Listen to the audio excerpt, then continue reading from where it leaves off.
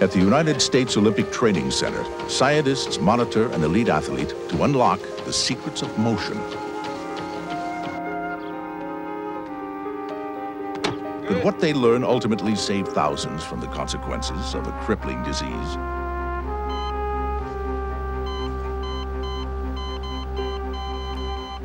How you doing now, Pat? Okay? Thumbs up? Thumbs up. All right, great. Right. Very good. A 71-year-old astounds researchers with a capacity for physical improvement. Are we underestimating the potential of the human body? BSU! BSU! BSU! With the help of science, a group of young athletes swim the fastest race of their lives. Give me a C. Give me an A. But how long can we hope to achieve our personal bests? A. Teams. Exhale. And again. Exercise may be the key to a longer, healthier life. Give yourself a hug. Give yourself a hug.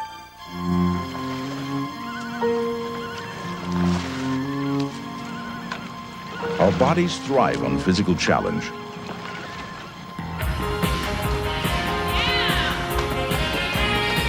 Indeed, we've made it part of our daily lives. But what is the impact of physical activity on the human body? Scientists have recently uncovered some startling facts. Could too much exercise be unhealthy?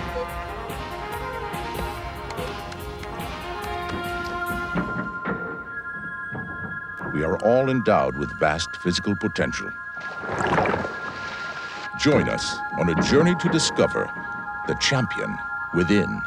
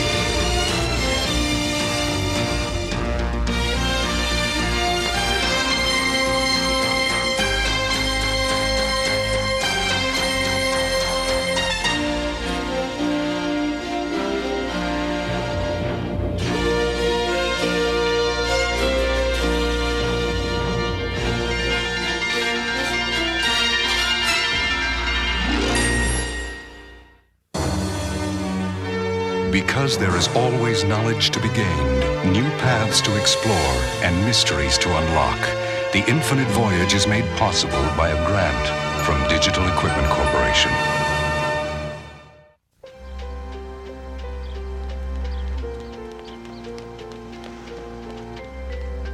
High in the Rockies, a young woman prepares for the grueling 26 miles of a marathon.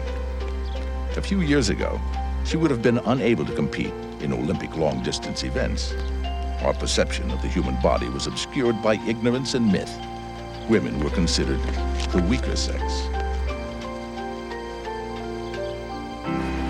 Los Angeles, August 1984, the first women's marathon in Olympic history.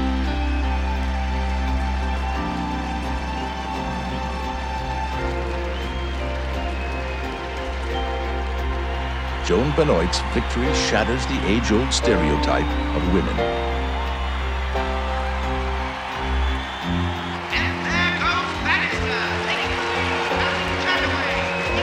It was once thought that no human could run a mile in less than 4 minutes. It was a feat beyond our capabilities. In 1954, Roger Bannister becomes the first man in history to break the barrier.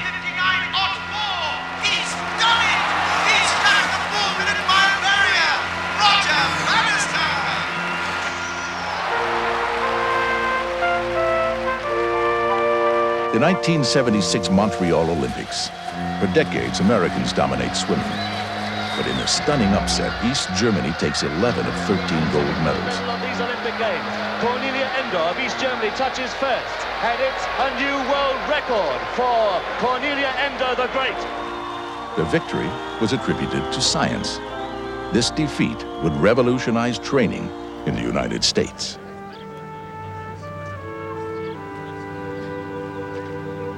At the Olympic Training Center in Colorado Springs, Colorado, science is helping elite American athletes push the limits of their potential. Okay, great. You're going to put it on. So you Now, put the mouthpiece winning in takes first, more than and talent. then pull the headgear over. Scientists Okay. are exploring the chemistry of motion. Breathe out. Yeah, that's true. Olympic hopeful Rose Monday has already won 7 major international races. Run too slow. Still, she wants to find out if she is the best that she can be. Finding out if those tests are different. Today, a team of researchers is monitoring her oxygen consumption to see how economically Rose is burning fuel. Hang in there, Rose. Come on. Hang in there, come Push on. it. Tell me when. The more oxygen she uses, the better trained she is and the longer she can run. Oxygen is the most important barometer of endurance. All right? Yeah. Good. Hurry. Okay. Now walk. Okay. You can walk. Come on. I'm following you. Okay, here you go. Thank you. Here.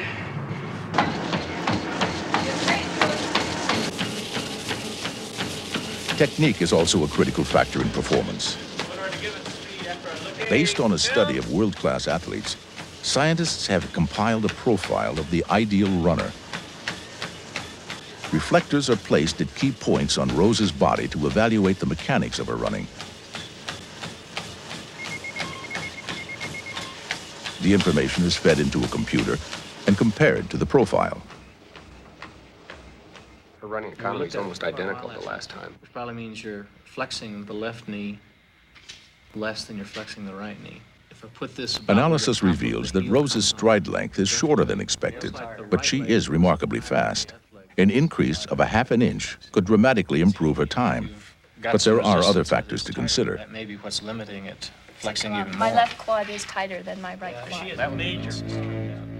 When a runner's foot strikes the ground, the force may be as high as 600 pounds.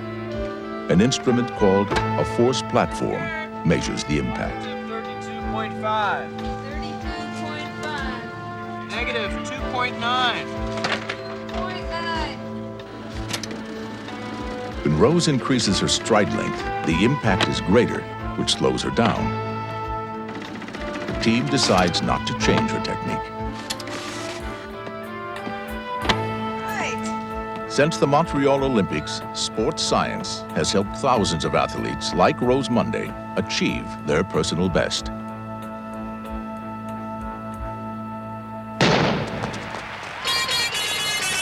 We've become a nation of runners. The San Francisco Examiner's Bay to Breakers is the world's largest foot race. Participants range from the dedicated to the demented.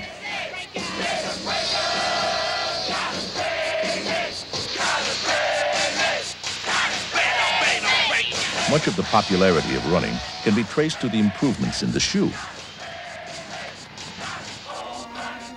In 1978, Runner's World magazine commissioned the first scientific survey of over 100 brands of running shoes to see how well they performed. In his laboratory at Penn State University, Peter Cavanaugh measured the impact of running on each shoe.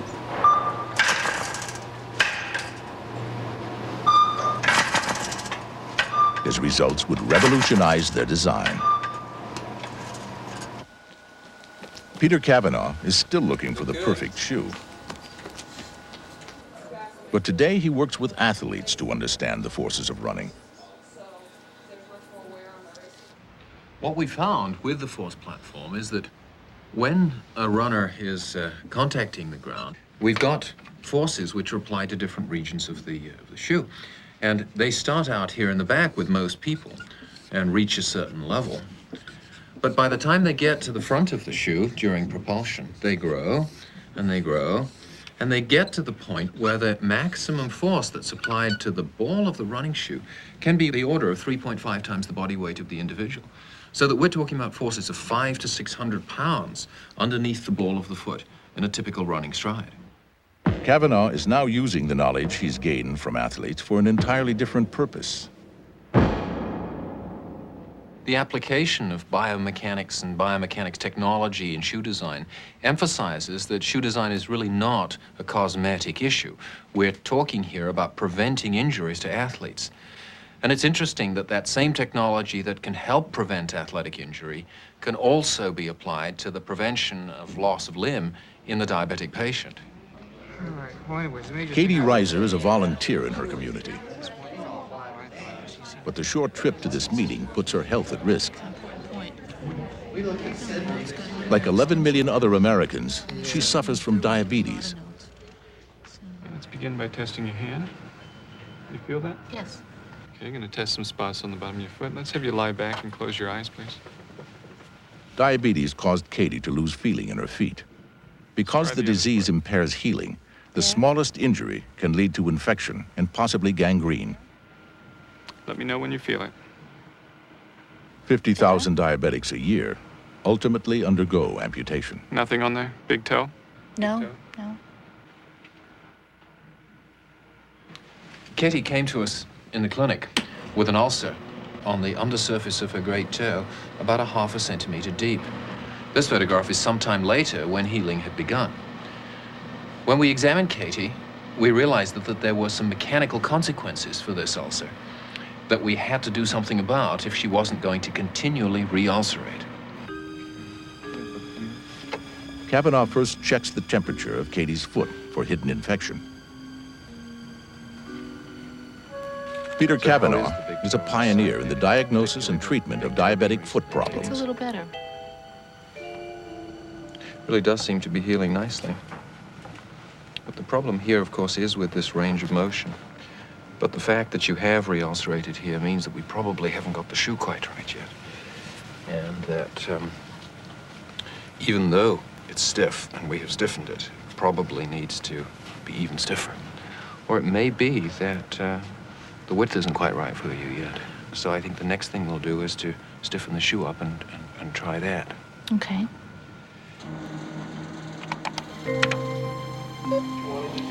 Katie, I'm going to want you to step with your left foot in this area and carry on walking. Okay. All right. To help Katie avoid further injury and possible amputation, Kavanaugh decides to redesign her shoes. But first, he will put her through the same procedure used to test elite athletes. David, how things look on the computer. All right. When you're ready, Katie. His newly developed pressure plate produces a graphic profile of how Katie's weight is distributed on the bottom of her foot. The red confirms that the area of highest pressure is under her ulcerated toe. Although it appears that Katie's foot is healing, she is still at risk. And compared to the other side, she still has a high arch. So we do indeed have a region of high pressure here under the toe. This radical shoe design is called a rocker bottom. Kavanaugh is experimenting with a prototype.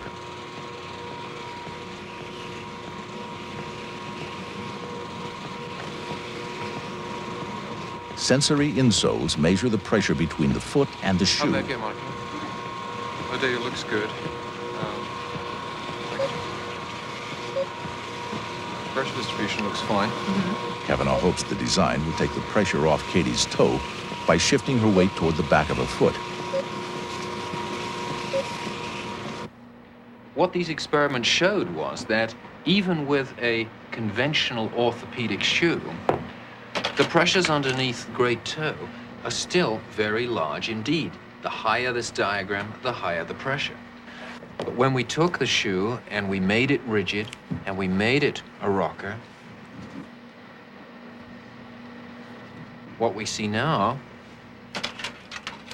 is that we've made a very considerable reduction of the pressure in this region, which means that this is exactly the kind of prescription that's likely to be successful for Katie. New shoes have meant a lot to Katie. Her toe is finally healed, and there's been no sign of further injury. Well, it looks like it's raining again.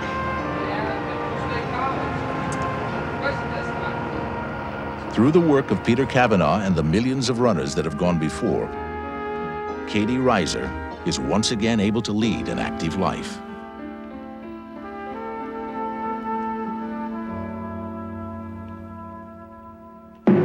from Hollywood, it's Jack LaLanne and the new Jack LaLanne Show. How do you do, students? How would you like to do something that can change your life and something that's fun doing? A gymnastic party is going to start like right now, so why don't you join me? Let's go. One. In the 1950s, Jack LaLanne was the first to popularize exercise on television. Come on, Hap, just don't stand there and be a spectator. Be a doer, not a sitter. By the 1970s, thousands more would take up the beat of Jackie Sorensen's revolutionary concept, aerobic dancing.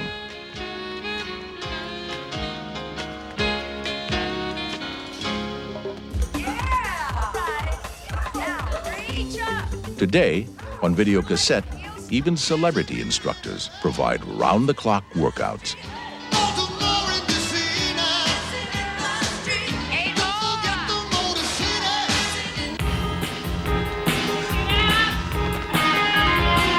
Over 20 million people regularly attend aerobic classes.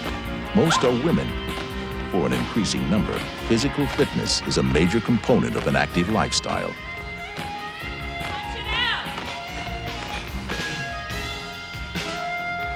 Our bodies are designed for action.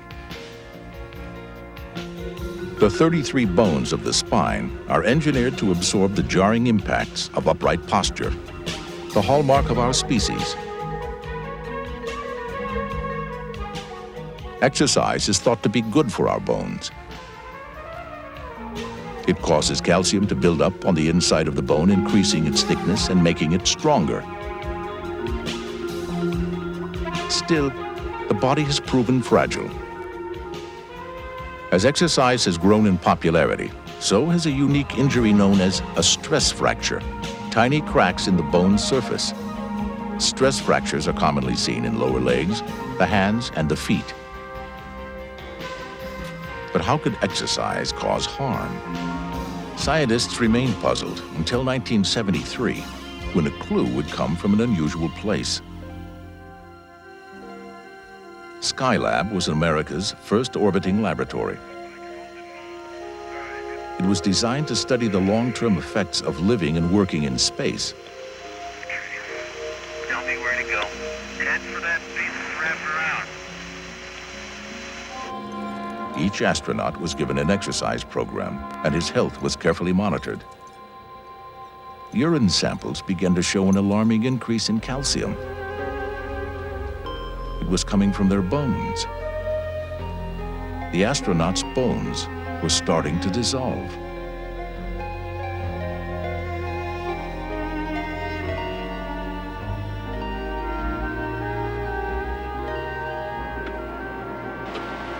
To find out what was happening in space, San Francisco physiologist Chris Kahn had to find a parallel on Earth. Bone loss has long been associated with low estrogen levels in postmenopausal women. Perhaps hormones were a clue to understanding bone loss among the astronauts. We were studying women who had hormonal defects or hormonal deficit, if you will, with estrogen deficiency. We knew that that had an effect on the skeleton. Kahn wanted to know if exercise could halt bone loss. His original study group of 37 women included young athletes who would stop menstruating, a condition called amenorrhea, the result of low estrogen levels. Using a CAT scanner, Kahn measured each woman's bone density.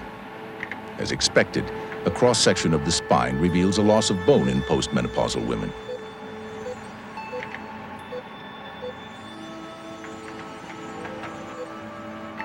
But when he scanned the athletes, he was surprised.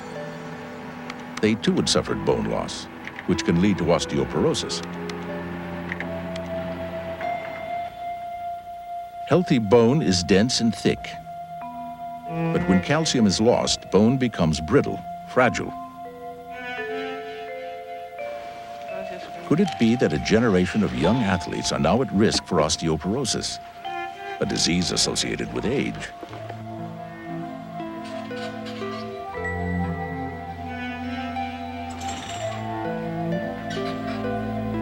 Some women who train intensively experience amenorrhea. Does Can's study mean that women are unsuited for strenuous exercise?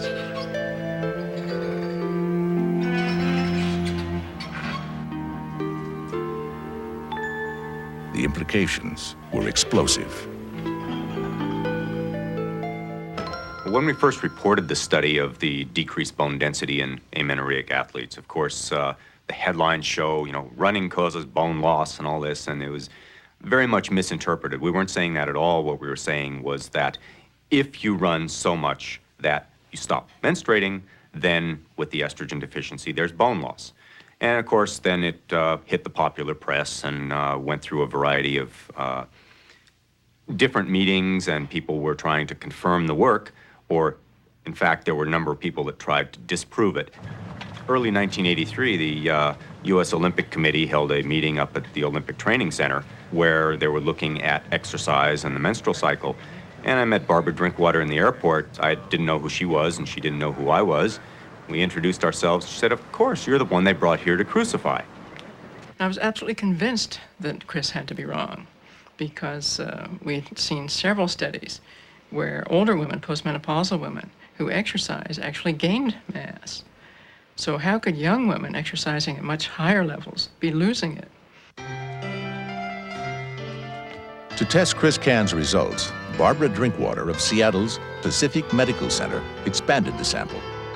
We thought that it would be advisable to broaden the sports that we examined to see if women who, for example, were ballet dancers would have the same problem, if women who were in crew, if women who were skiers would also be losing bone. And so we went out and we tried to get as many sports represented in our most recent study as we could.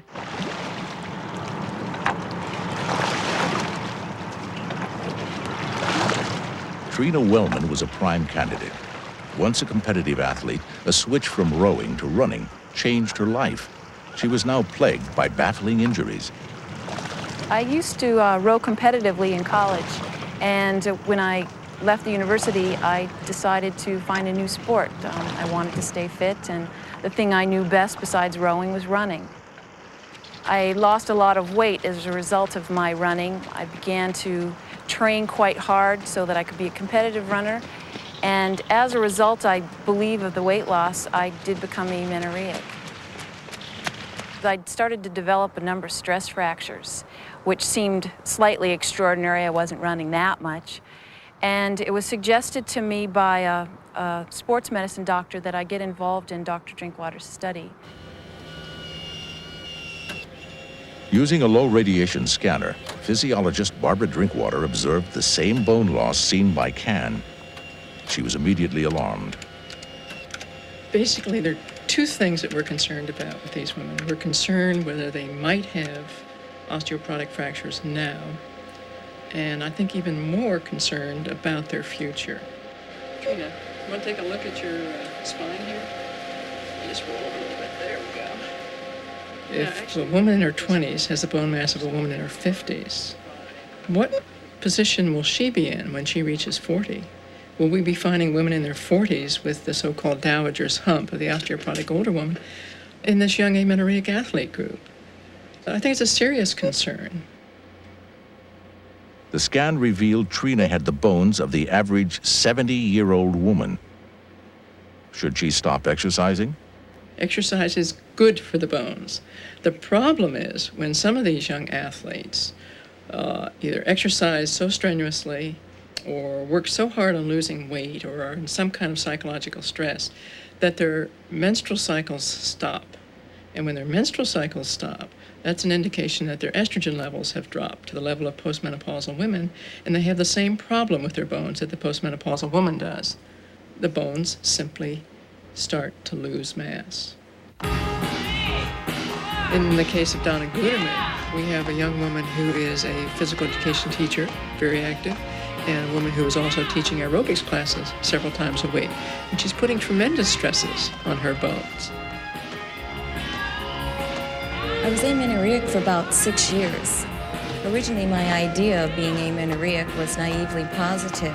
I thought this represented a woman who had low body fat, a woman who was very fit, a woman who didn't have to deal with periods. This was great.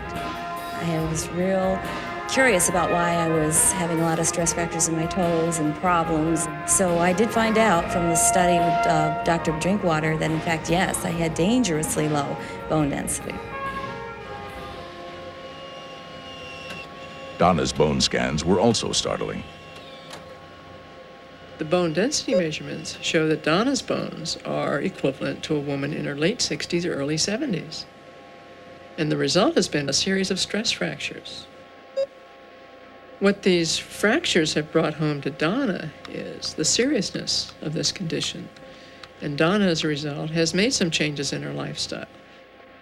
I realized a few things. I guess I was really overdoing it. I had lost perspective of what was healthy. I had gone beyond what you would call the fit range, both I think psychologically and physically.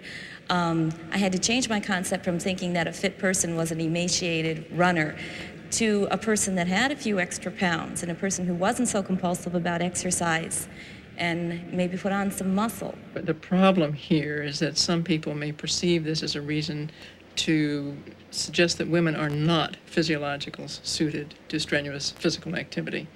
And that would be a serious mistake. This may be nothing more than a symptom of overtraining. It may be a symptom of a dramatic weight loss. It may be a symptom that a woman's trying to cram too much into her lifestyle. Donna still does aerobics.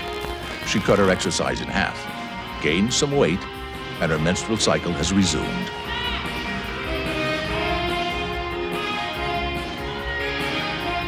But long-term studies are still needed. Both Barbara Drinkwater and Chris Kahn are continuing their work on the connection between exercise, hormones, and bone loss. The verdict is still out. For now, their work serves as a warning. Our bodies love physical activity, but there may be limits.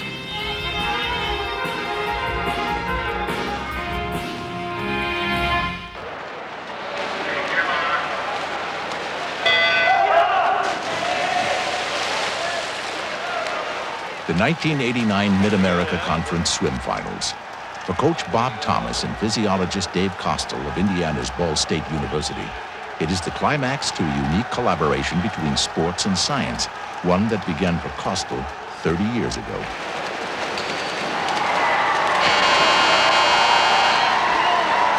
Well, what really got me interested in the field of exercise physiology was a curiosity of my own ability to perform in exercise, but also to try and figure out why I never was a champion, which is a little depressing at times, I think. But I was really curious about what it took to be successful and why some individuals were better than others. And it really focused initially on the adaptations in training.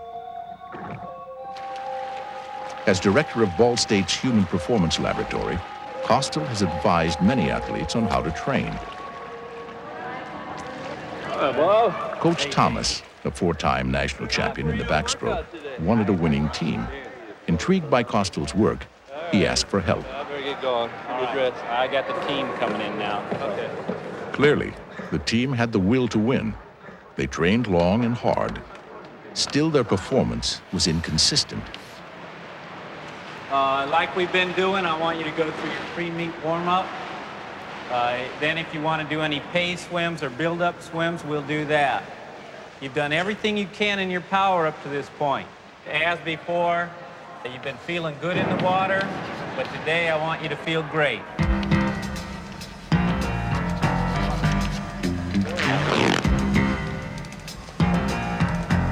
At the beginning of the season, Costel tests the condition of each swimmer. A heart rate monitor will record changes during a controlled swim.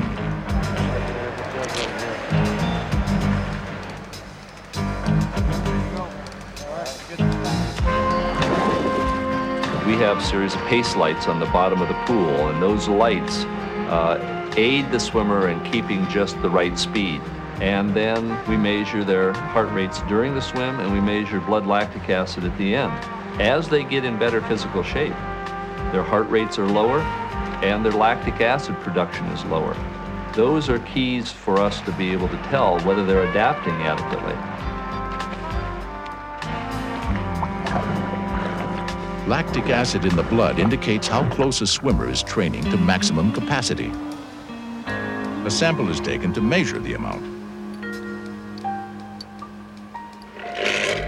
Too much lactic acid in the muscle causes early fatigue. The blood tests reveal that many of the swimmers have high levels.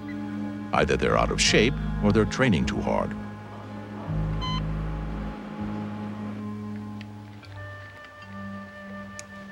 Okay, now lift your arm a little bit. Kostel also takes a small sample of muscle tissue. Good. All right, that's all there is to it. He's interested in how the muscle uses a substance called glycogen. When we eat carbohydrates, they're converted to sugar or glucose, which is then transformed into glycogen and stored in the muscle. Glycogen is an important fuel for exercise. There's our sample.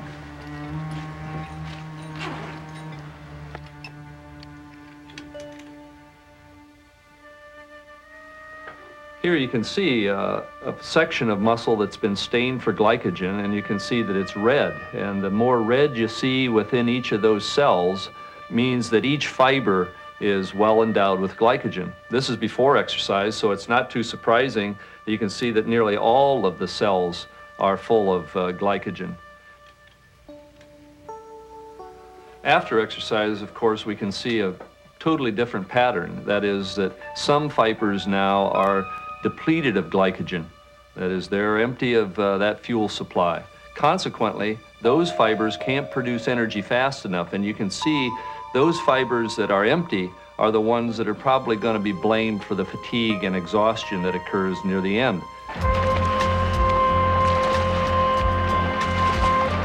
Kostel's tests indicate that some swimmers are virtually running out of fuel. He suspects they are overtraining. Swimmers have been notorious in the fact that they try to train as many hours a day as is possible or that they have available. And consequently, the amount of energy they burn up every day is far greater sometimes than they'll be able to restore. It takes time to restore energy to the cell. Kostel suggests to Coach Thomas that he cut the team's training in half. I took a risk and cut the morning practices out. And the first thing we saw was the swimmers' attitudes. They were suddenly more rested. They were swimming faster during the afternoon practice. At our meets, they were performing much faster than they had the previous season.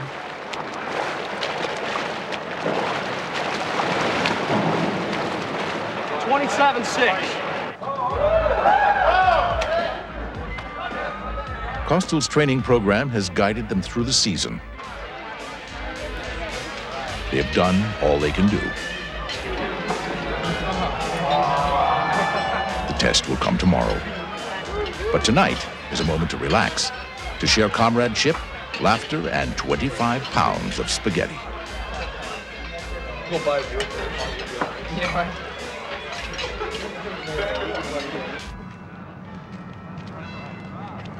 The Mid-America Championship Finals are today.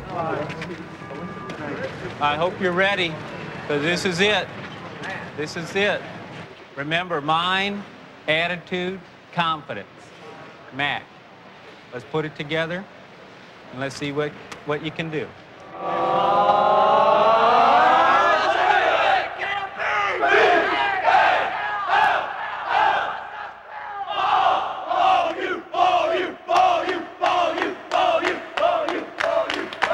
Take your mark.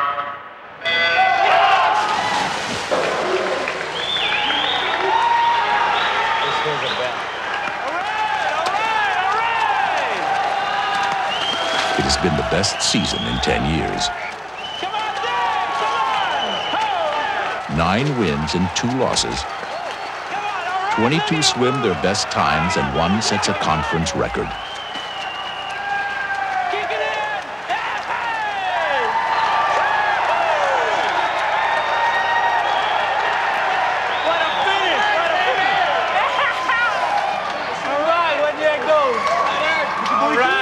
Good job, Eric. For Dave Costel, it's a proud moment. But he'll take away more than memories. What he's learned about the human body is not just for athletes, but for all of us.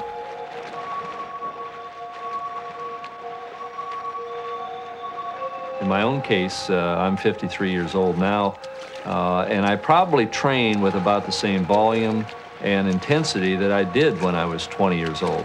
Now, that's not all physiology. It's certainly some biomechanics. Maybe swimming pools are faster now than they used to be, but I think the point is that you can maintain your physiological conditioning quite well, resisting perhaps what we've often thought of as being an aging process, simply by maintaining a level of activity. Young and old, a little bit of exercise goes a long way toward finding the champion within.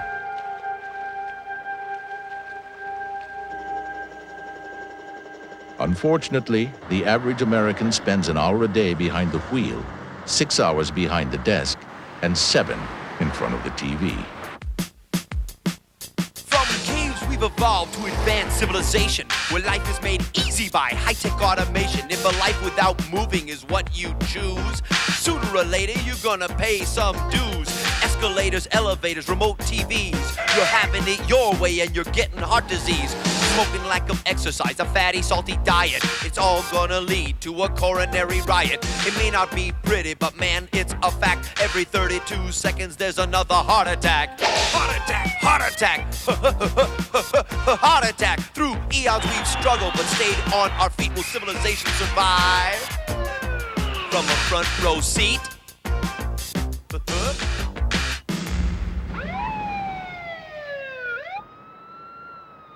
At University Hospital in Portland, Oregon, physician Lynn Goldberg treats the casualties of modern life. Doing very well. One of my patients had a very significant heart attack. This destroyed much of his heart muscle. Years ago, it would have been prescribed that he rest for rehabilitation. But today, we prescribe exercise to improve his functional ability and keep him in an active lifestyle. 170 over 58. Well, you're exercising at the track. You're up too high. So that's 120. So that's fine. 130 and above is too high, and you had 4. Lynn Goldberg has seen the devastating impact of heart attacks. Now his interest lies in prevention.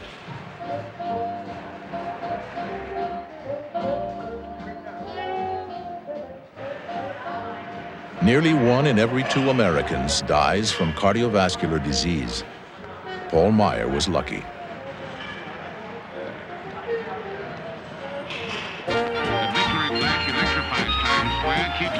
VJ Day 1945.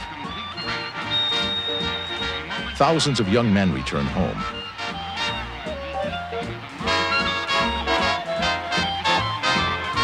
Ironically, many survive combat, only to succumb a few short years later to the nation's new #1 killer. On the 8th floor of Denver's Fitzsimmons Army Hospital, photographers are ready when President Eisenhower is wheeled out on the sun deck for his first posed picture since he suffered his heart attack. It would take President Eisenhower's heart attack in 1955 to focus the country's attention on the problem. While the number of heart attacks mounted, one population seemed surprisingly immune: longshoremen. During a landmark study in the early 50s, they were observed lifting, pulling, and pushing cargo.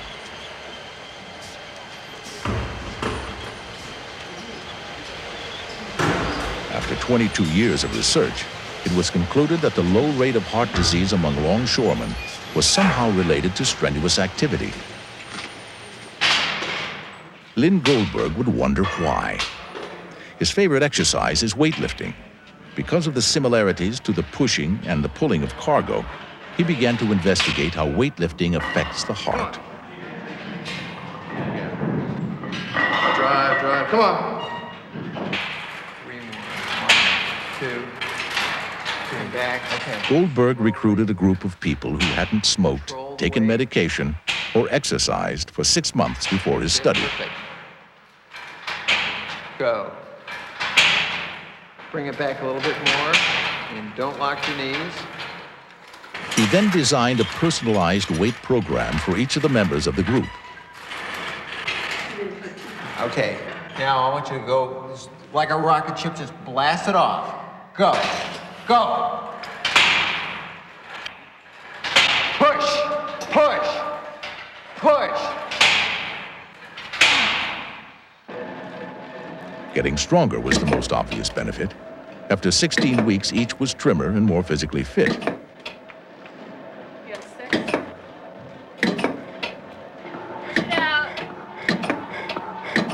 Goldberg had also solved the mystery of the longshoremen.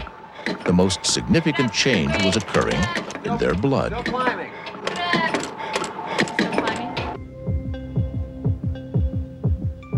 Traveling through the bloodstream are particles called lipoproteins, which contain cholesterol. Low-density lipoproteins, or LDLs, carry cholesterol from the liver to other parts of the body. High-density lipoproteins, or HDLs, act like biological vacuum cleaners. They remove excess cholesterol and carry it back to the liver. When there are more LDLs than HDLs, cholesterol builds up on the walls of the coronary arteries and may cause a heart attack or stroke. Okay, go. Lift. We have long known that aerobic exercise is good for the heart, but Goldberg discovered that strenuous activity also lowers cholesterol. Try and get one more out of it. That's it. Good. A reduction in LDL, the bad cholesterol, the type of cholesterol that causes coronary heart disease, was reduced about 19% after 16 weeks of weight training. The HDL cholesterol tended to rise, and that ratio of good cholesterol to bad cholesterol improved. So they had an improvement in their cholesterol ratios as well as a decrease in the bad or LDL cholesterol after the weight training period. Let's go. Come on. Two more. At a time when 60 million Americans have dangerously high levels of cholesterol, Lynn Goldberg has found a new way to combat what remains the nation's #1 killer.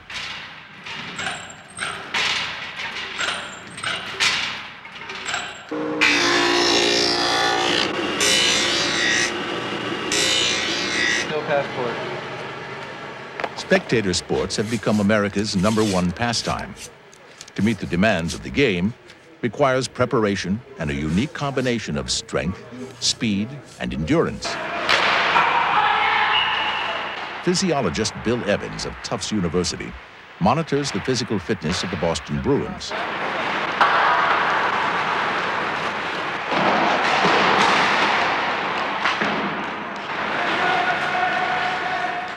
They are among the best conditioned athletes in the world. To stay in shape, they must constantly make greater demands on their bodies. Evans suspected that what was good for one group of Bostonians was also good for another. Nothing going on. To test his theory, Evans took a group of retirement-age volunteers and put them on a 12-week exercise program. Give you a little bit more resistance, okay? Very, very good. Okay. They were asked to increase their activities a little more each week. Looks very good. Okay, that looks excellent. For the elderly, everyday activities that most young people take for granted are more difficult to do.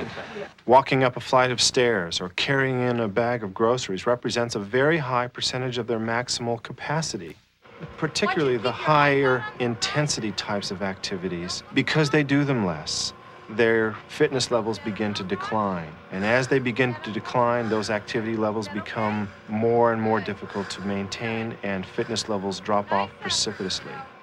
We know that our athletes have to train at a fairly high intensity in order to be able to improve. So it's not very far removed to think that our older patients really need to train at a high intensity in order to see real functional changes. Everything thumbs up? You feel okay? Keep it up, Pat. Gotta really bear down at the end here. Good job. Okay, here we go. We'll take you down now. 1. Okay, stop. All right, good job. Okay, Real good nice job. How you effort, doing? Pat. Okay? Real Very, nice. very Stay good. right All on right. that treadmill, Pat. Just give us Excellent. a cool down. That's good. Good job. How you feel? A little tired. Okay. Oh. Evans monitors Pat's progress like he would the Bruins. The results are equally impressive. Okay, a little breathless? Yeah. Okay. The doctor said, well, wait a minute, Pat. We think we have a problem with one of the machines. And they asked me to come back a week later and do the test over again.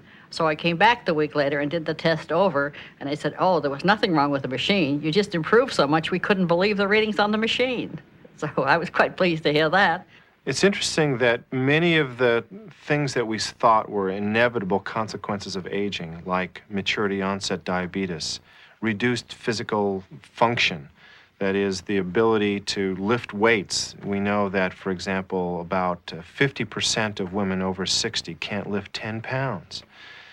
Those things probably are not age-related at all. And that's why I think that increasing activity for this population is probably more important than any other single segment of our society.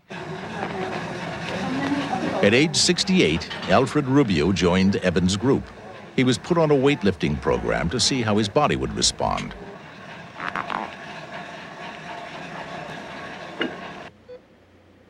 This is the cross-sections of the upper thighs of one of our subjects before training. Right here you see the femur, the bone of the upper thigh.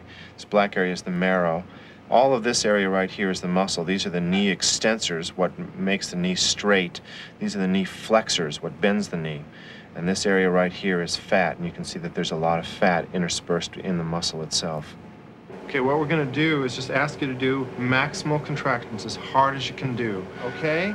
Ready? Start. Push it out. Very Evans good. periodically Excellent. tests the strength of Alfred's leg. Come on.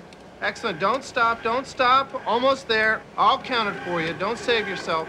Push it out. Push it out. Dramatic changes are occurring deep within his muscles. A muscle is layer upon layer of bundled cells. Within each cell are thousands of contracting protein strands, which produce muscle power.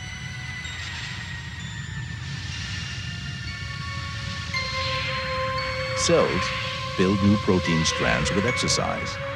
As each cell grows, the muscle grows. Even new blood capillaries develop to bring more oxygen and nourishment.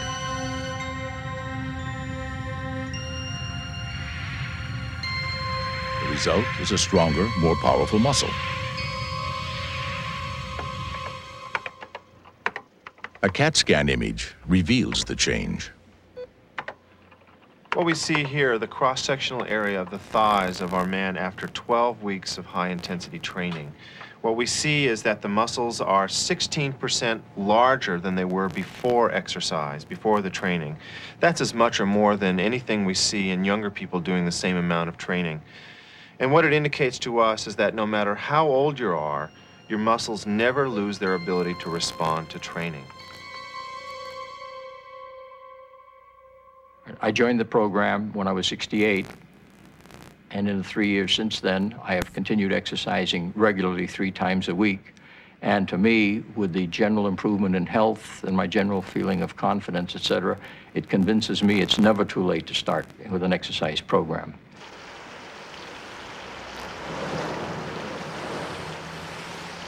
At Boston's Hebrew Rehabilitation Center for Aged, a simple walk can be a challenge.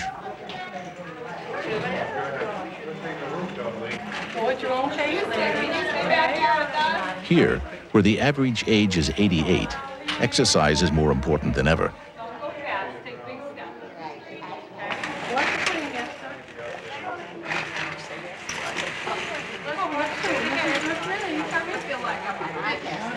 Exercise and the very old concern Bill Evans and physician Maria Fiataroni. To see if they can improve his strength, they've put 88-year-old Julian Goulston on a weight training program. Up as high as you can without causing any pain. Is that okay? It's a little bit heavier this time, okay? All the way down to the floor till you feel your heel touch the floor. That's good. And slowly come back up, resisting the pull there. And let your hip come all the way back up. Okay, we're going to put a little more weight on it. Can you take it? I can take Still it. got some strength left? Okay. Don't let it hurt you. Okay? Let's try 2.5 more pounds. 2.5. The older we get, the more we slow That's how you down. like to go. You just Is relax. immobility the consequence of age or inactivity? All right. Give us your best effort. That's a little hard. You did all right. Slowly come up. Slowly come up. Don't want to hurt your back. Are you feeling any pain in your back? No. Okay. It's a karate belt. Something like that. Here's the blue one. Later, Julian is evaluated to see if his training has also improved his balance. And the way we're going to do that is I'm going to ask you to stand with your feet about 9 inches apart. We'll warn you when we're going to do it, so you won't be surprised, okay? First, what we're going to do is start with no weight, just so you get the feel of it, okay? You ready, Julian? Ready. Okay, 1, 2, 3, go. Good, okay, you maintained your balance, you took a couple steps, that's fine. You double-crossed me that time. Okay, this time it's going to be a little bit heavier, all right? Same thing. Keep your balance any way you can there. Ready, Julian? Ready. Okay, 1, 2, 3, go. Good, okay, very good. What we have seen is that these very old people, above the age of 90, can triple their muscle strength in 8 to 9 weeks of training. They can significantly increase their muscle mass. And all of those things may make a major difference in the ability for them to ambulate, to get around, to be mobile, to reduce the risk of falling down when they walk, which may make a major difference in their survival. Give me a C. C. Give me an A. A. H. R. C. A. Teams. Teams. And out and 3. Good. Our research shows us that part of the problem is our expectations. We expect that our parents and our grandparents are going to be less active and less able to do everyday kinds of things. And because of that, they do. And I think that we really have to have a fundamental rethinking of how we perceive the elderly, and that we shouldn't automatically categorize them into these older people that have to be put away in a bed or in an easy chair. I think the biggest mistake that you can make is driving your parent to the store rather than asking them to walk. In a green. No, in a green. The elderly give us hope. Aging is a fact of life, but age may be a state of mind. Okay, another challenge. Stand. We've learned from Julian and his friends that the potential for improvement remains within us all. You're not going to play for the Celtics. I can see that. Hooray! Very, very good.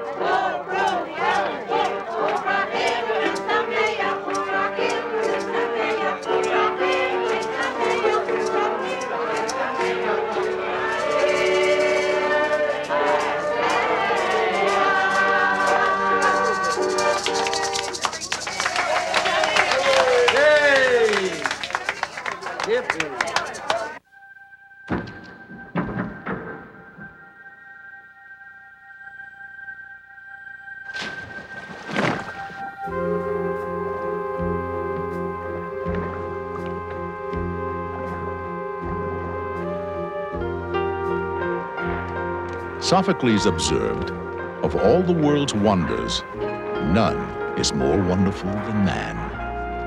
Graceful, agile, flexible, a complex creature of motion.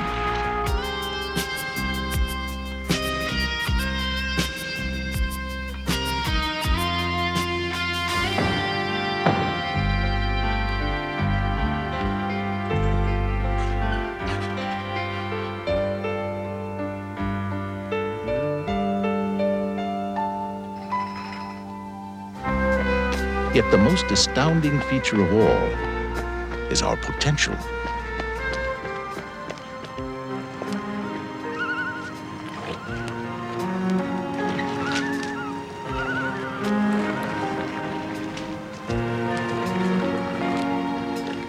Scientists and athletes together have given us a new view of the human body.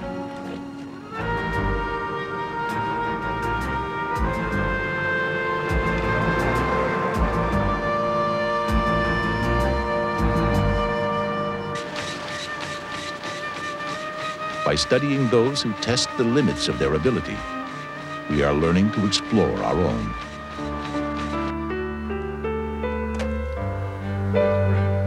We have found that we can overcome our frailties. Good. We have discovered that although there may be boundaries, our physical potential can reach far beyond our expectation. Great. Very good. We can even alter the very chemistry of our inner world.